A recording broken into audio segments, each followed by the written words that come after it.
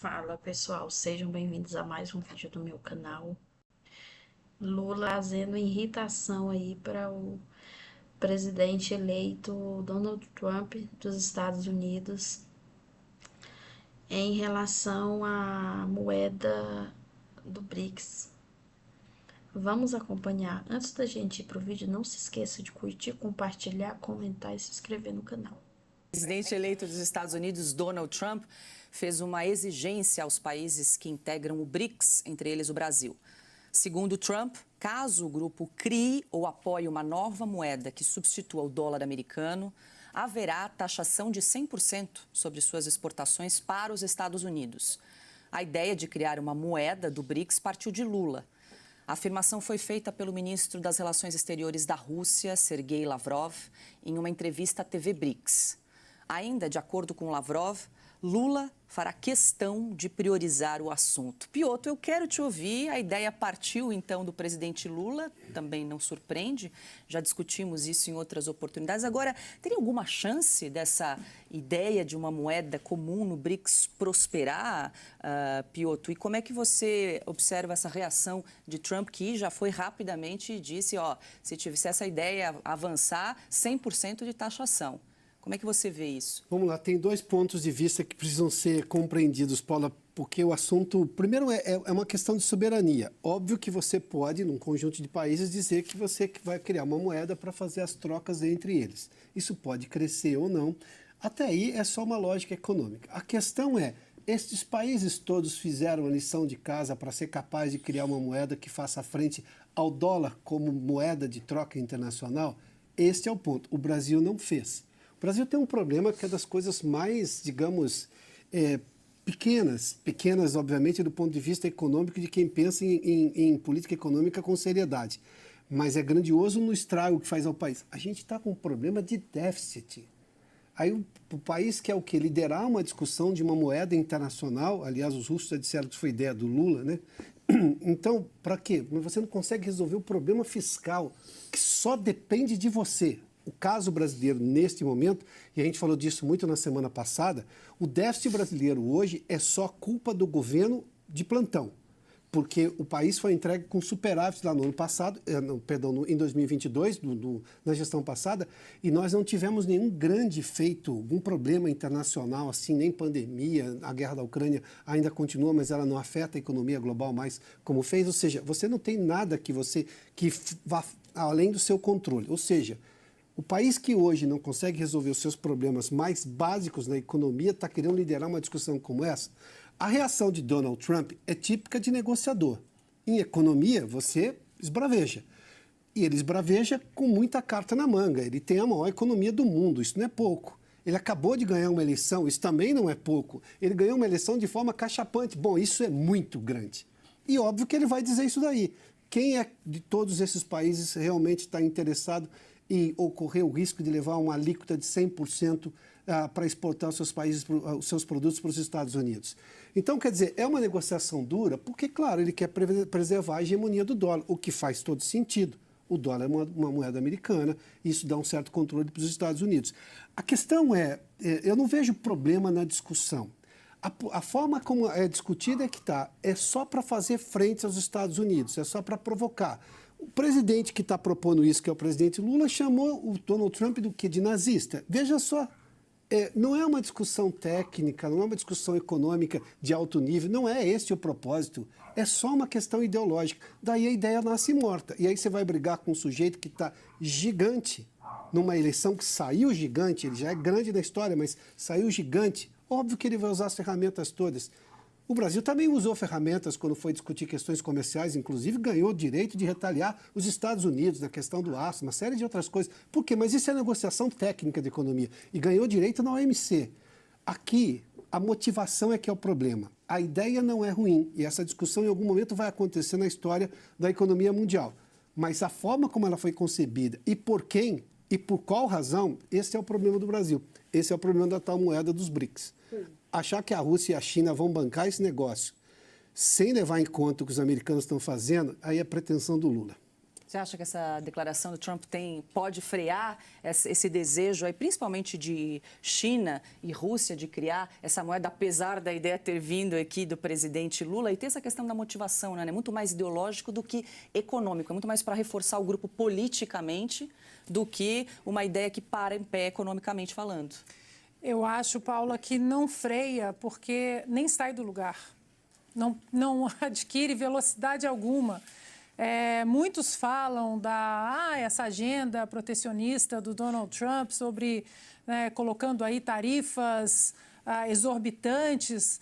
O problema para essa gente que quer implementar essa narrativa é que essa agenda do Donald Trump, inclusive usando tarifas como uma arma geopolítica, porque nós estamos falando de sanções do governo americano que podem causar um dano real em muitos países. Não custa lembrarmos que na primeira administração do Donald Trump, ele colocou sanções gravíssimas, severas, em cima do Irã, e o Irã não conseguiu financiar o terrorismo, porque Donald Trump sufocou as artérias financeiras do maior financiador do terrorismo no mundo. Joe Biden volta à Casa Branca e faz o quê? Abre essa torneira novamente. Então, essa agenda do Donald Trump é uma agenda vencedora, foi uma agenda que venceu uma eleição esmagadora. Então, não tem como nem dizer, mas Donald Trump está sendo um ditador, porque agora ele quer implementar uma agenda. Ele vai implementar uma agenda que venceu as eleições. Essa agenda foi amplamente divulgada e conhecida do povo americano. Eu estava lá e o povo americano disse, num tsunami de costa a costa, nós queremos essa agenda. Então, de novo, Paula, eu acho que não freia, porque essa ideia nem sai do lugar. Silvio, para fechar? Só para complementar, Paula, é claro que também é um recado ao senhor Lula da Silva e ao Itamaraty, ao senhor Celso Amorim, embaixador, chanceler informal do Brasil. Formal é o Mauro Vieira, mas o Mauro Vieira é uma espécie, é uma iminência, né? O Celso Amorim é quem dá as cartas. É claro que é um recado a um país que acha que o Banco dos BRICS é dele e que trata uma instituição financeira destinada a projetos de infraestrutura como uma espécie de eixo político e atrai para esse eixo países como, inclusive, a tentativa da Venezuela. Atrai o Irã, por exemplo. Vamos lembrar, e a Ana já fez menção aqui, que em fevereiro do ano passado, uma fragata e um porta-helicópteros iranianos já utilizados para terrorismo, os Estados Unidos alertaram para isso na época, atracou aqui, na costa brasileira, e houve desembarque. Um Brasil que tenta funcionar como uma espécie de posto avançado de China e Rússia na América. É claro que é um recado. O presidente do grupo COSAN, Rubens Zometto, um dos maiores doadores de dinheiro ao Partido dos Trabalhadores, criticou o governo Lula. Bilionário, o empresário do agro, que deu R$1 milhão para a campanha de Lula, se dirigiu ao futuro presidente do Banco Central, Gabriel Galípolo, num evento do Esfera Brasil e resumiu o cenário econômico do país. Então, eu acho que a gente está numa situação muito difícil. Porque quando você é empresário, você vê tudo o que está acontecendo, você vê claramente uma política de partido, né? de não reduzir, porque está muito fácil resolver. É só resolver o problema do déficit fiscal, tudo se assenta. Mas eles não querem fazer isso e não enfrentam esse problema. Então, o que vai acontecer? Os juros vai subindo, os investimentos que todo mundo fala que vai ter de infraestrutura, a parceria público-privada, não vai acontecer, porque o empresário que investir dinheiro com essas taxas de juros, ele vai quebrar. Desculpe o francês, nós estamos ferrados. Porque a alta administração do nosso país acha que está certo e não quer fazer nada, e é uma pena. Bom, Piotr, essa não é a primeira vez que o Rubens Zometto critica publicamente a administração petista, em junho, inclusive, durante um evento do Grupo Esfera.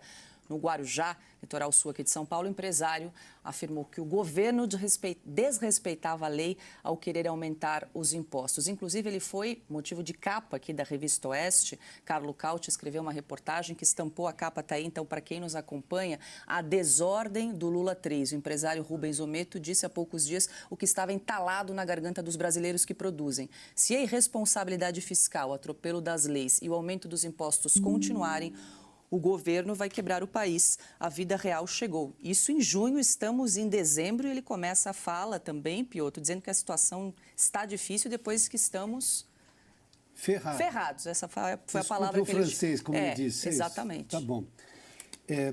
Duas coisas rapidinhas. Primeiro, por que eles acreditaram no Lula? Eu não posso dar ao seu Rubens Ometo o benefício da ignorância. Não, ele é extremamente competente, o sucesso na carreira dele demonstra isso, dos negócios dele, é um dos bilionários, investidor de ponta, ele inclusive era da minha região aqui no interior de São Paulo, ele é extremamente competente, as empresas dele são competentes. Bom, óbvio que um senhor como esse tem o melhor da consultoria de informações do que é a realidade brasileira, sobretudo a questão política. Econômica e política. Não só ele, muita gente aqui na Faria Lima também. E todos eles usavam um argumento pífio. Um aluno de primeiro ano de ciência política daria essa solução. Eu já escrevi em coluna aqui na Revista Oeste, acho que mais do que uma vez. Usava um argumento pífio de que o Lula de 2003. O Lula de 2003 era um projeto de marketing do Duda Mendonça, politicamente. E economicamente, quando foi eficiente, foi porque trouxe um modelo ainda dos tucanos, do governo Fernando Henrique Cardoso, de preocupação fiscal, e era um governo do Antônio Palocci. Quem determinava a economia, o Lula não punha nada. Tanto que o vice dele reclamava toda hora dos juros altos e o Lula não punha a mão, não fazia nenhuma intervenção, porque o Palocci conduziu a economia de forma muito incompetente naquele momento. Resolveu o problema da imagem que o Lula tinha, porque ia arrebentar a economia brasileira. Isso era o governo do Palocci. Não é do Lula. Aquilo nunca foi um governo do PT do ponto de vista econômico. Este é. A Dilma foi. E também foi no segundo mandato do Lula, só que daí nós estávamos naquela bonança de commodities e, bom, deu o que deu, pode gastar bastante porque estava ganhando bastante. Não é o caso de agora, não foi o caso da Dilma, que quebrou o país, e não é o caso de agora também, porque o Lula não tem a menor ideia do que fazer com a economia, muito menos o Haddad, que não tem, nas poucas ideias boas que deve ter, não tem, digamos, capacidade de convencer o Lula. Esse é o ponto. Como é que Rubens Ometo chegou ao erro de achar que o Lula poderia trazer alguma bonança para o país? Eu não faço a menor ideia. Prefiro não entrar nesse assunto. A outra questão, ele fala o seguinte, esse governo, eles não querem ter responsabilidade fiscal. Eles não enfrentam um problema. De novo, eu vou voltar a um ponto que eu já mencionei anteriormente aqui. Este problema fiscal foi causado por este governo nos primeiros 2 anos. E ele acha que vai tentar resolver, está tentando resolver nos últimos 2 anos. Porque o país não vinha deste quadro. O país vinha de uma recuperação econômica com Michel Temer, depois Bolsonaro, apesar da pandemia, e 54 bi de superávit. E negociado o pagamento também daqueles títulos de dívida lá também. Então, ou seja, tudo isso estava resolvido.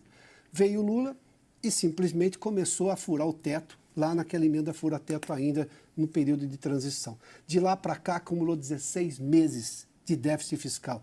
Não é para qualquer um. A dívida chegou a 9 trilhões, pela primeira vez na história do Brasil. Bom, a dívida nominal do país.